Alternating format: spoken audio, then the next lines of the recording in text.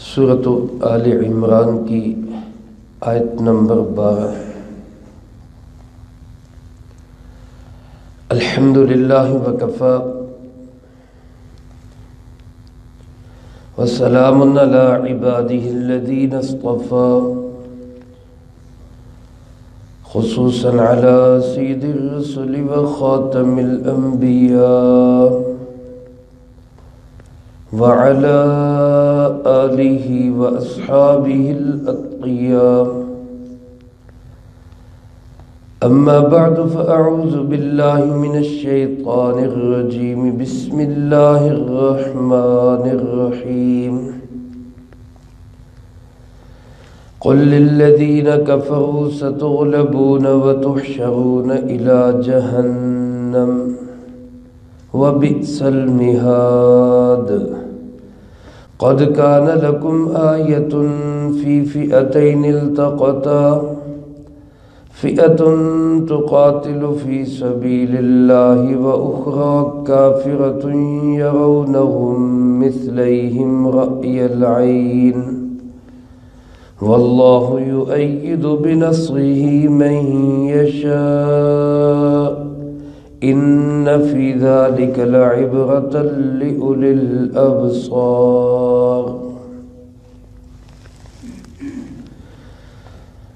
قل للذین کفروا، اے پاک پیغمبر صلی اللہ علیہ وآلہ وسلم، آپ فرما دیجئے ان کافروں سے، ستغلبون،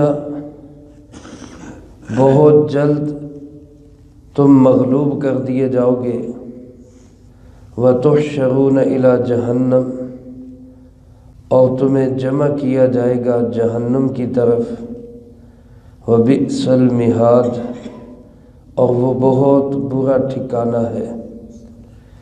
قَدْ كَانَ لَكُمْ آیَةٌ، یقیناً تمہارے لیے نشانی ہے، فِي فِئَتَيْنِ الْتَقَتَا، ان دو جماعتوں میں جو ایک دوسرے کے مقابلے پہ آئیں، فئۃ تقاتل فی سبیل اللہ، ایک جماعت ان میں لڑ رہی تھی اللہ کے راستے میں، وَأُخْرَى کافرۃ، اور دوسری جماعت کافر تھی، یرونہم مثلیہم رأی العین، وہ ان کو دیکھ رہے تھے اپنے سے دگنا ظاہری آنکھ کے ساتھ، واللہ یؤید بنصرہ من یشاء، اور اللہ پاک تائید کرتا ہے اپنی مدد و نصرت سے جس کی چاہتا ہے، ان فی ذلک لعبرہ، بے شک اس میں بڑی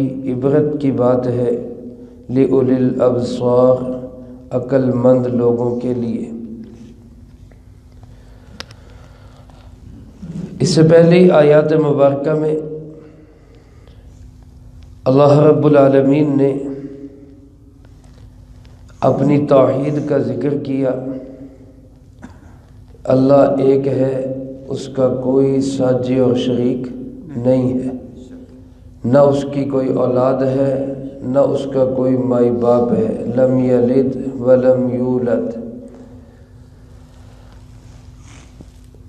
اللہ پاک نے اس کے ساتھ ہی یہ بات بھی واضح کر دی، اس زمانے کے اندر جس زمانے میں ہر طرف کفر کا بول بالا تھا، دنیاوی اعتبار سے یہودی غالب نظر آ رہے تھے، عیسائی غالب نظر آ رہے تھے، ان کی بڑی بڑی سلطنتیں تھیں، بلکہ یہودی مسلمانوں کو یہ کہا کرتے تھے کہ بدر کے میدان میں یہ اس لیے جیت گئے کہ ان کا مقابلہ ایسے لوگوں سے تھا جن کے پاس جنگ کی تربیت نہیں تھی، اجڑ لوگ تھے جن کو جنگ کرنے کا پتہ نہیں تھا، کبھی ہم سے پالا پڑا تو ان کو پتہ چلے گا کہ جنگ کہتے کس کو ہے، یہ یہودی مسلمانوں کو کہا کرتے تھے۔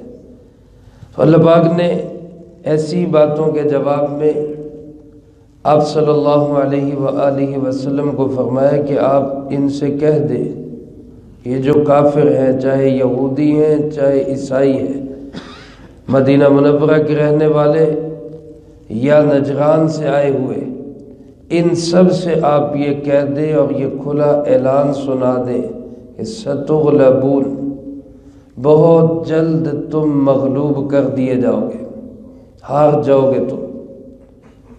جلد ہی وہ وقت آنے والا ہے کہ تمہارے اوپر مسلمانوں کا غلبہ ہوگا۔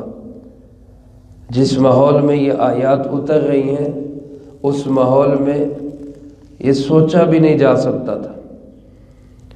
جس طرح غزوہ خندق کے موقع پر آپ صلی اللہ علیہ وآلہ وسلم نے خود بنفس نفیس ایک پتھر پہ کدال ماری اور اس میں سے چنگاریاں نکلی، روشنی نکلی، تو آپ نے فرمایا کہ مجھے اس روشنی میں یمن کے سفید محلات دکھائے گئے، یعنی وہاں تک ہماری حکومت جائے گی۔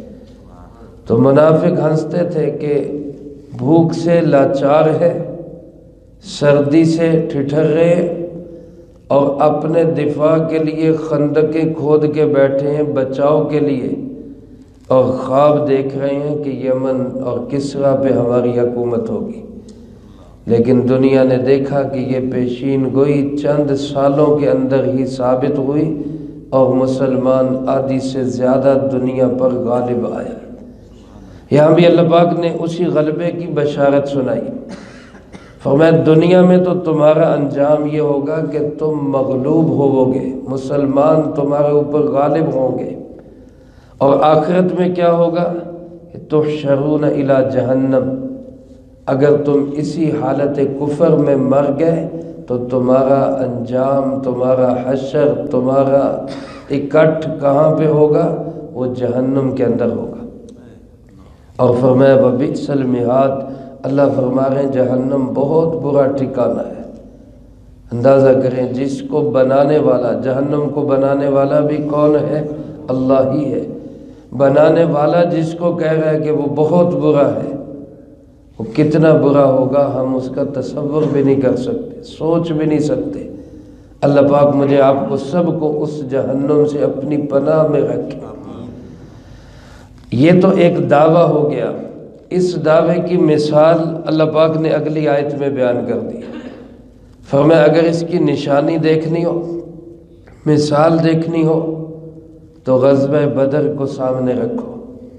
قد کان لکم آیۃ فی فئتین التقطا، یقیناً تمہارے لیے نشانی ہے، بہت بڑی نشانی ہے ان دو جماعتوں میں، التقطا، جو آپس میں آمنے سامنے آ گئی، مد مقابل آ گئی۔ علماء نے لکھا ہے، مفسرین کرام رحمہم اللہ فرماتے ہیں ان دو جماعتوں سے مراد ایک تو لشکر محمد صلی اللہ علیہ وآلہ وسلم جو بدر کی میدان میں تھا، اور دوسری طرف لشکر ابو جہل جو مسلمانوں کے مقابلے میں آیا تھا۔ اللہ پاک فرماتے ہیں ان دو جماعتوں پہ غور کرو۔ تقاتل فئۃ تقاتل فی سبیل اللہ، ایک جماعت تو لڑ رہی تھی، قتال کر رہی تھی، ایک جماعت تو مقابلے میں تھی اللہ کے راستے میں۔ ان کا مقصد، ان کے پیش نظر، ان کا ٹارگٹ، ان کا مطلوب اللہ کی رضا تھا۔ اور دوسری جماعت اخری کافرۃ، دوسری جماعت کافر تھی، منکر تھی۔ جس وقت یہ لشکر مکہ سے آیا ابو جہل کا، تو ان کی تعداد 1000 لوگ تھے، یہ 1000 سے زیادہ لوگ تھے۔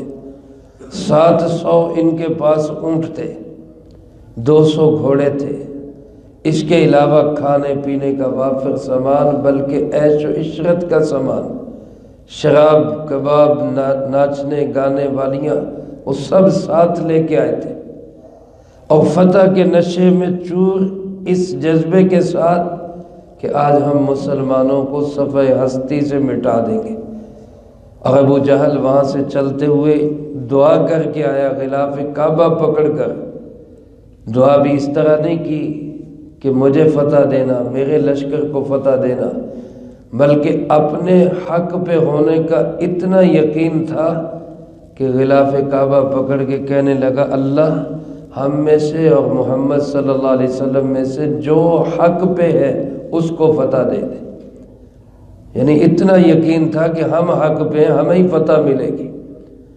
ادھر مسلمانوں کی صورتحال کیا تھی کہ 350 سے کچھ اوپر 13 یا 19 جتنے بھی تھے، زیادہ مشہور 313، اور ان کے پاس صرف 70 اونٹ اور 2 گھوڑے تھے، بس 8 تلواریں تھیں، صرف 6 زرہیں تھیں صرف. اندازہ کریں اس بے سر و سامانی کے عالم میں یہ جماعت اپنے سے 3 گنا بڑی قوت کے سامنے ڈٹ کے کھڑی تھی. یہ 300 وہ 1000، 3 گنا بڑی قوت. اور اسلحے کی حالت کیا ہے کہ پورے لشکر کے پاس صرف 2 تلواریں، 2 گھوڑے تھے، 8 تلواریں تھیں. 8 تلواروں کے ساتھ مقابلہ کر رہے ہیں اپنے سے 3 گنا بڑی قوت. باقیوں کسی کے پاس لاٹھیاں تھیں، کسی کے پاس ڈنڈے بھی نہیں، درختوں سے چھڑیاں اتار کے، ٹہنیاں اتار کے انہی کی چھڑیاں بنا لی. اب کھڑے، صرف کیا ہے؟ جذبہ ہے، اللہ کے نام پہ مر مٹنے کا جذبہ ہے. تو نتیجہ کیا ہوا؟ اللہ رب العالمین نے فتح مبین عطا کی، کھلی فتح. جناب محمد کریم صلی اللہ علیہ وسلم کا لشکر جیت گیا. مسلمان زیادہ سے زیادہ 12 کی تعداد میں شہید ہوئے، جن میں ایک 9 عمر لڑکا بھی تھا. اور کافروں کے 70 بڑے بڑے سردار اور کافر مارے گئے اور 70 ہی قید ہوئے. اور یہ کھلی فتح دیکھ کر پوری دنیا پہ مسلمانوں کی دھاک بیٹھ گئی. اللہ پاک فرماتے ہیں اسی ایک مثال کو دیکھ لو تمہیں سمجھ آ جائے گی. دوسرے پارے کے آخر میں بھی اللہ پاک نے فرمایا کم من فئۃ قلیلۃ غلبت فئۃ کثیرۃ باذن اللہ. کتنی چھوٹی جماعتیں ہوتی ہیں، تھوڑی جماعتیں ہوتی ہیں، وہ بڑی جماعتوں پہ غالب رہتی ہیں. کس کے حکم سے؟ اللہ کے. آج بھی آپ دیکھ لیں افغانستان کے اندر مٹھی بھر جماعت تھی، نہتے لوگ تھے، اور اپنے سے کئی گنا بڑی طاقت کو نہیں، طاقتوں کو دھول چٹا دی انہوں نے. کس کے حکم سے؟ اللہ کے حکم سے. آج تازہ دیکھ لیں صورتحال تو حماس کی، غزہ کے مجاہدین تعداد میں بھی انتہائی کم، اسلحے کے لحاظ سے بھی بے سر و سامانی کا عالم، خوراک بھی کوئی نہیں، پانی بھی پینے کے لیے نہیں. اور دوسری طرف اسرائیل، امریکہ، برطانیہ، فرانس، جرمنی، ساری بڑی بڑی قوتیں سب ایک طرف ہے.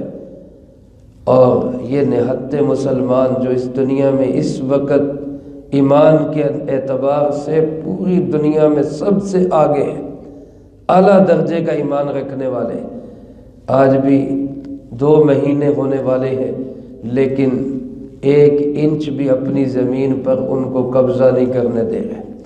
ڈٹے ہوئے ہیں. اللہ کے فضل و کرم سے اللہ ان کو اور زیادہ ہمت نصیب فرمائے.